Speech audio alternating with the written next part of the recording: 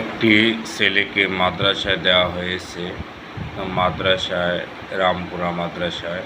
তা রামপুরা মাদ্রাসায় ছেলেটি কোরআনে হাফেজ হয়েছে, হাফেজি পড়া পড়তেছে। তা একটি হুজুর তাকে শাসন করে, তাকে টর্চার করে, তাকে মারধর করছে। মারধর করার কারণে ওই ছেলেটি মাদ্রাসা থেকে পালিয়ে অন্য জায়গায় চলে গিয়েছে। তারপর এক মহিলার সাথে দেখা হয়েছে। মহিলা জিজ্ঞেস করলো, কী ব্যাপার, তুমি এখানে কেন? তখন বলল, আমাকে মাদ্রাসায় দিয়েছে, নতুন মাদ্রাসায়, রামপুরা মাদ্রাসায় দিয়েছে, কিন্তু হুজুর আমাকে শাস্তি দিয়েছে, এজন্য আমি পালিয়ে এসেছি। তারপরেও মহিলায় তাকে জিজ্ঞেস করলো, তুমি খাবার খেয়েছো? তখন সে বলল, হ্যাঁ, আমি খাবার খেয়েছি। তারপরেও মহিলায় তাকে রুটি এবং পানি খাওয়ালেন। এরপর তাকে জিজ্ঞেস করলেন, সাক্ষাৎকাররা জিজ্ঞেস করলেন যে, তাহলে তুমি এখন কোথায় যেতে চাও? তখন বলল, আমি আমার বাড়িতে যেতে চাই।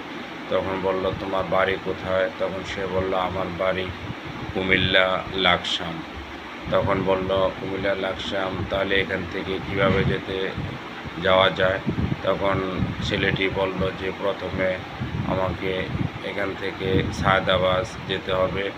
সায়দাবাদ গিয়ে তারপরে কুমিল্লা লাকসাম বাসে যেতে হবে।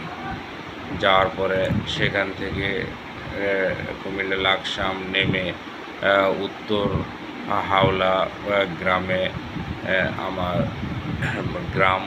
তারপরে সে আমার সেখানে থেকে আমাদের গ্রামের তার গ্রামের বাড়ি হচ্ছে উত্তর হাওলা, এবং তার বাড়ি হচ্ছে ব্যাপারী বাড়ি। তাই ভাই, আমি মাদ্রাসার হুজুরদেরকে বিনীত অনুরোধ করছি, আপনাদের যে মাদ্রাসায় এতিম সন্তান, বিশেষ করে এতিম সন্তানদেরকে যে দেওয়া হয় মাদ্রাসায় আরবি পড়ার জন্য, কোরআন শিক্ষার জন্য, আপনারা তাদেরকে খুব সুন্দরভাবে বুঝিয়ে আপনারা কোরআন শরীফ বা আরবি পড়াবেন, কিন্তু তাদের উপর এত টর্চার বা অত্যাচার এগুলো করবেন না। এগুলো করলে মাদ্রাসার ছাত্ররা আরও খারাপ হয়ে যাবে। এটাই আপনাদের প্রতি আমার বিশেষ অনুরোধ।